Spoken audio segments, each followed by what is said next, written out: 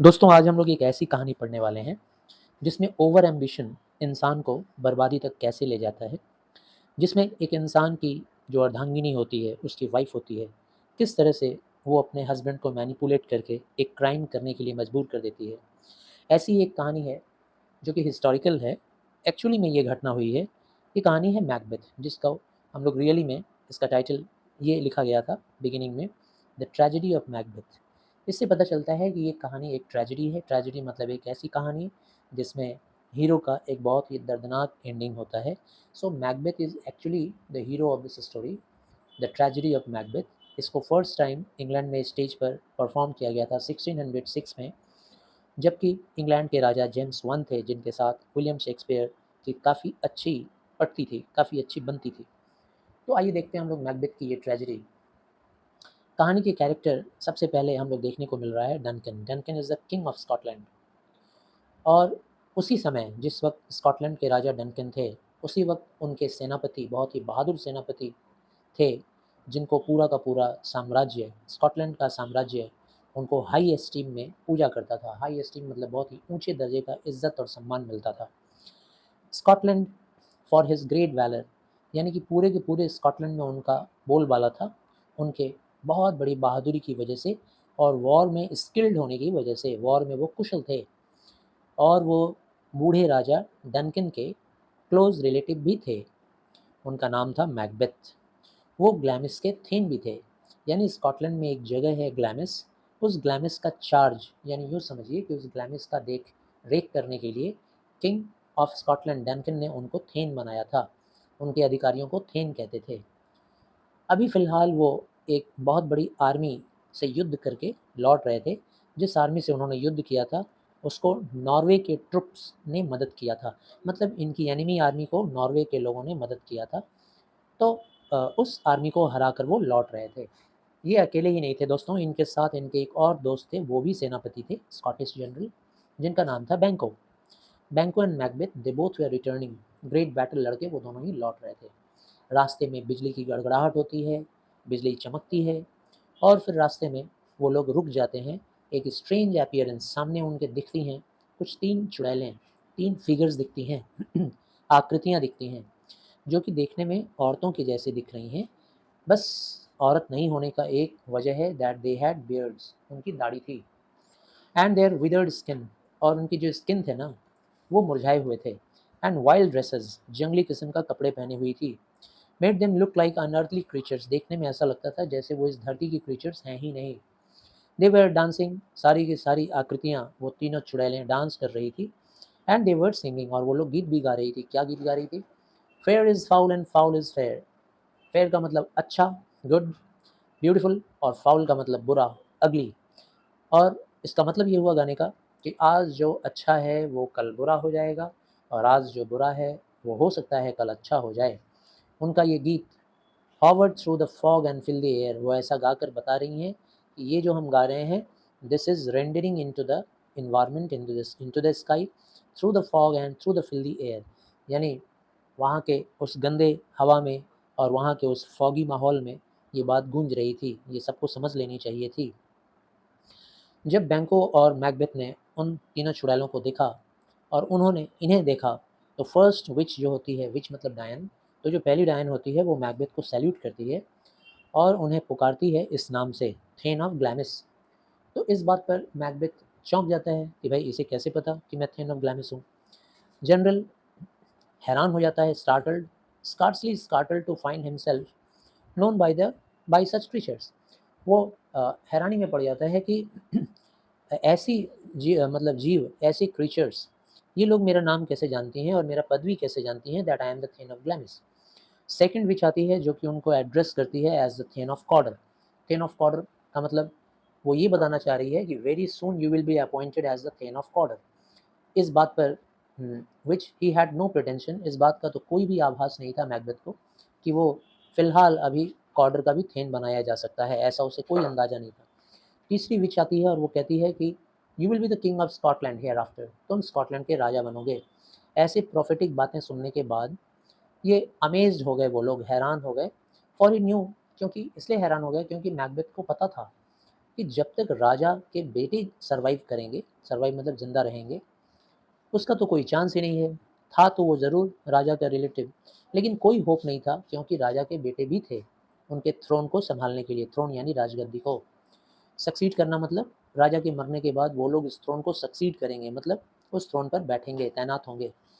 इस बात से बैंकू बहुत ही क्यूरियस हो गया। बैंकू मतलब जो मैकबेथ के साथ दूसरा सेनापति था, वो भी क्यूरियस हो गया जानने के लिए द रीज़न। वो ये जानना चाहता था कि क्यों नहीं विचेज़ उसके बारे में कुछ कह रही हैं, उसके बारे में भी तो कुछ कहना चाहिए।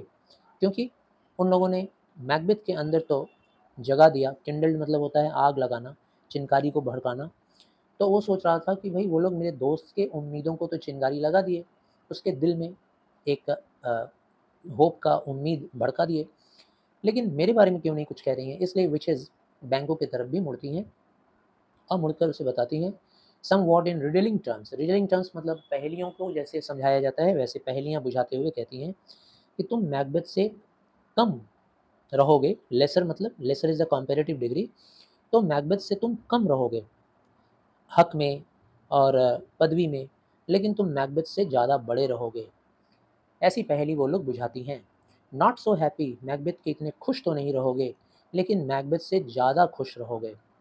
दे ऑल्सो प्रोफेसिड दैट, ये पहेलियों को अभी हम लोग भी पहेलियों जैसा ही रहने देते हैं, बाद में इसके बारे में बात करेंगे। दे ऑल्सो प्रोफेसिड, उन लोगों ने ये भी भविष्यवाणी किया कि बैंको कभी स्कॉटलैंड का राजा खुद तो नहीं बनेगा। He would never rain, rain मतलब शासन करना, कभी भी शासन नहीं करेगा। लेकिन सॉरी, येट हिज सक्सेसर, उसके सक्सेसर्स जरूर राजा बनेंगे। सक्सेसर मतलब उसके जो वंशज हैं वो जरूर राजा बनेंगे।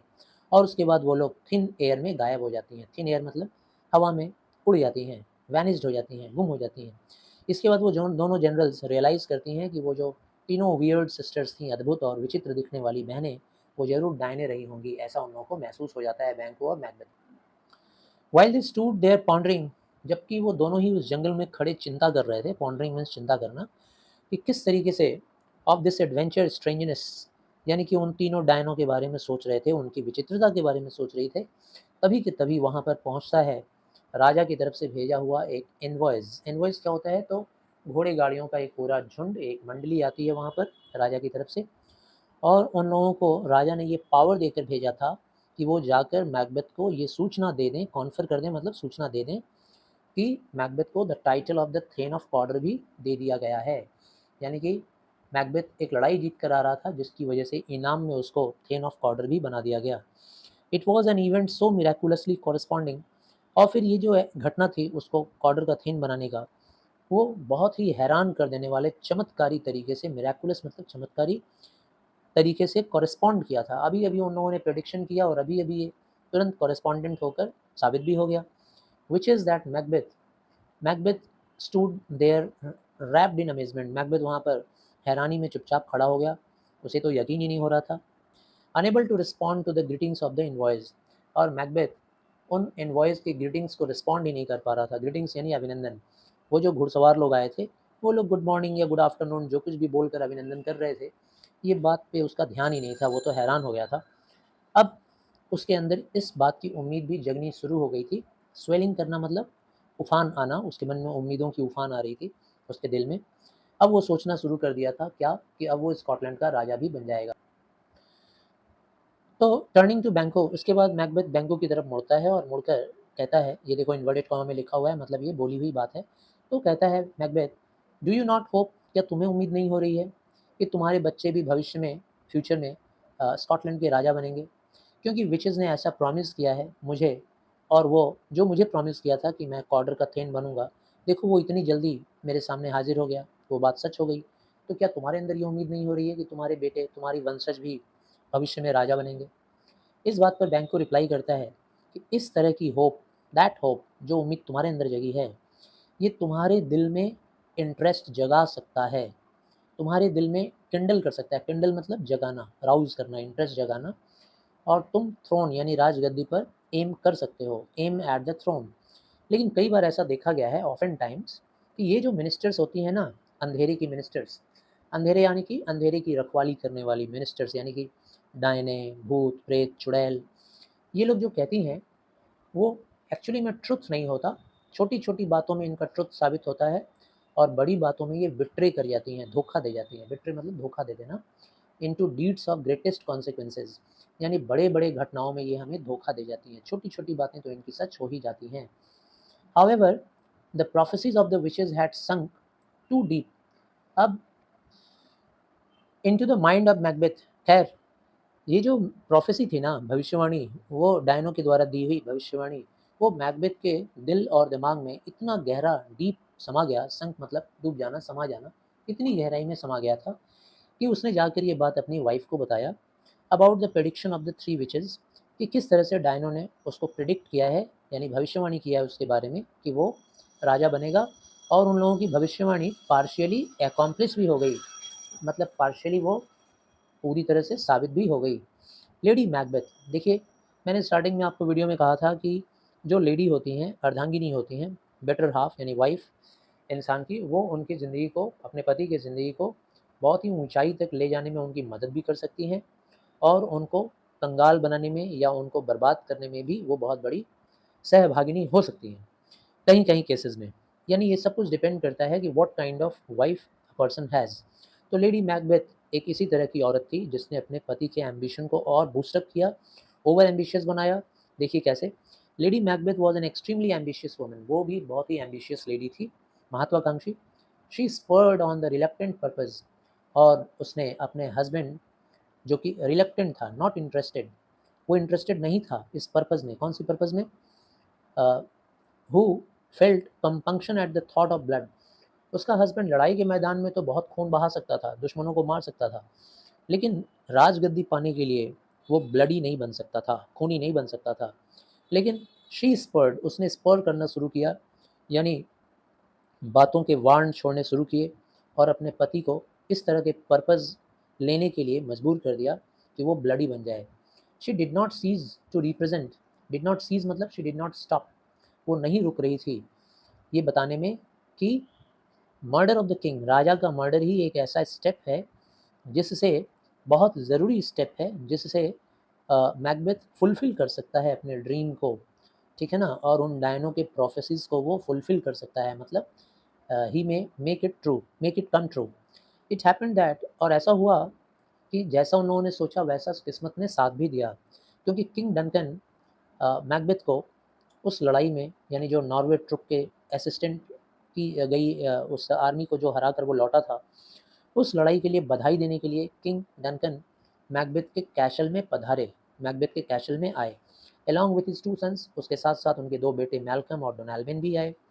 उनके साथ साथ न्यूमरस थेन्स, जिस तरह से मैकबेथ थेन ऑफ ग्लैमिस था और हाल ही में थेन ऑफ कॉर्डर भी बना दिया गया था, उसी तरह से दूसरे दूसरे जगहों के थेन्स भी आए। बहुत सारे थेन्स आए, बहुत सारे अटेंडेंट आए, सैनिक आए, टू ऑनर मैकबेथ। एक बहुत बड़ी मंडली, एक बहुत बड़ी टीम आई थी जो लोग मैकबेथ को ऑनर करने के लिए आए थे उस जीत की खुशी में। मैकबेथ के उस घर का नाम था इन्वर्नस, इन्वर्नस उसके उस महल का नाम था। कैशल मतलब तो गुफा होता है, लेकिन यहाँ उसके महल यानी कि उसके रहने की जगह को कैशल बोला गया है। मैकबेथ का जो कैशल था इन्वर्नस, वो बहुत ही प्लीजेंटली सिचुएटेड था, बहुत ही खूबसूरती से स्थित था एक पहाड़ी के ऊपर, जहाँ खूबसूरत हवा चलती थी, बहुत ही ताज़ी स्वीट हवा।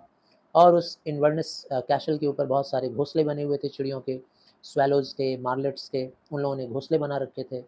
वहाँ पे कई तरह के जो क्रीपर्स होते हैं, jutting features and buttresses of the building, उसको बिल्डिंग को सजाने के लिए कई किस्म के पौधे, क्रीपर्स सजे हुए थे। किंग वॉज एक्सट्रीमली प्लीज्ड, राजा बहुत ही खुश हुआ जब वो उस पैलेस में घुसा, इन्वर्नस में, मैकबेथ के पैलेस में। वो वहाँ के वंडरफुल एम्बियंस, माहौल से तो खुश हुआ ही, एम्बियंस मतलब माहौल, साथ ही साथ जो होस्टेस थी, यानी होस्टेस किसको कहते हैं? Hostess is the feminine gender of host, यानी कि मैकबेथ होस्ट था, मेज़बान, मेहमानों की खातिरदारी करने वाला। तो मेज़बान की पत्नी होस्टेस थी, मेज़बानी करने वाली, लेडी मैकबेथ। तो लेडी मैकबेथ के अटेंशन और उसके रिस्पेक्ट से काफ़ी खुश था कौन? Duncan Raja. Who had developed, और लेडी मैकबेथ ने डेवलप कर लिया था अपने अंदर, बहुत ही सुंदर आर्ट वो जानती थी, उसको डेवलप कर ली थी अपने अंदर, द आर्ट ऑफ कैमोफ्लैगिंग। कैमोफ्लैगिंग क्या होता है? रंग बदलना, यानी कि रंग बदलने में माहिर थी गिरगिट की तरह से। हर treacherous purposes with smiles and charming etiquette, उसकी जो स्पेशलिटी थी वो बहुत ही चार्मिंग थी, यानी कि उसका प्रेजेंटेबल एटीट्यूड जो था काफ़ी चार्मिंग, दूसरे को मंत्रमुग्ध कर देने वाला। उसकी मुस्कान भी वैसी ही थी, लेकिन मौका आने पर वो तुरंत नाराज़गी भी दिखलाती थी, हेट भी दिखलाती थी, कैमोफ्लैग कर लेती थी। जैसा सिचुएशन वैसा उसके चेहरे पे भावना नज़र आता था। Tired of his long journey, अपनी इस लंबी यात्रा से थक कर किंग अब जल्दी से सो जाना चाहते थे। अब आधी रात और half of the world's nature, अब इस आधी रात को भाई दुनिया का, ये जो दुनिया का नेचर है, हर नेचुरल चीज़ सो रही होती है। सीम्ड डेड, हर चीज़ लग रहा था मर गया, यानी सो गया था। टायर्ड राजा भी लंबी यात्रा की वजह से जल्दी से बिस्तर पर चले गए, वो भी सो गए। आधी रात का समय था, सब लोग सो रहे हैं, ऐसा लग रहा है जैसे प्रकृति मर चुकी है। सुनसान सन्नाटा, ऐसे में सिर्फ विकेड ड्रीम्स यानी कि बुरे बुरे ख्याल और सपने ही आते हैं सोते हुए लोगों के दिमाग में। और एंड नन बट, और रास्ते में और जंगलों में किसकी आवाज़ सुनाई देती है, तो भेड़ियों की और मर्डरर्स की। यानी आधी रात को खूनी लोग ही बाहर निकलते हैं, भेड़िए ही निकलते हैं शिकार करने के लिए। और यही वो वक्त था जब लेडी मैकबेथ जाग उठी अपने बिस्तर पर, और उसने राजा को मारने का प्लॉट बनाया। प्लॉट कंस्ट्रक्शन उसने किया कि राजा को अब मारना है। She would not have undertaken, वो इतना बड़ा कारनामा, डीड यानी कारनामा, इतने बड़े कारनामे को अंडरटेक नहीं करती, मतलब नहीं लेती अपने हाथ में, क्योंकि ये उसके सेक्स को शोभा नहीं दे रहा था। सेक्स यानी कि ये उसके लिंग को, एक महिला है ना, तो महिला माँ होती है, दीदी होती है, ऐसे लोग पुरुष को नहीं मारते हैं, मारने की हिम्मत उनके अंदर नहीं होती है। तो ये मारना, हत्या करना उसके सेक्स को शोभा नहीं दे रहा था, लेकिन फिर भी उसने ये जिम्मेदारी अपने कंधे पर लिया, क्योंकि वो जानती थी, वेल अवेयर, अवेयर मतलब जानकारी रखना, अपने हस्बैंड के नेचर को पहचानती थी, क्योंकि उसका husband full of milk of human kindness, उसका हस्बैंड में बहुत ज़्यादा दया था, इंसान का काइंडनेस उसके अंदर भरा हुआ था, और वो ऐसा मर्डर जैसा काम नहीं कर सकता था। She knew that her husband, वो जानती थी कि उसका हस्बैंड एम्बिशियस है, लेकिन वो मारने को तैयार नहीं थी for the height of crime.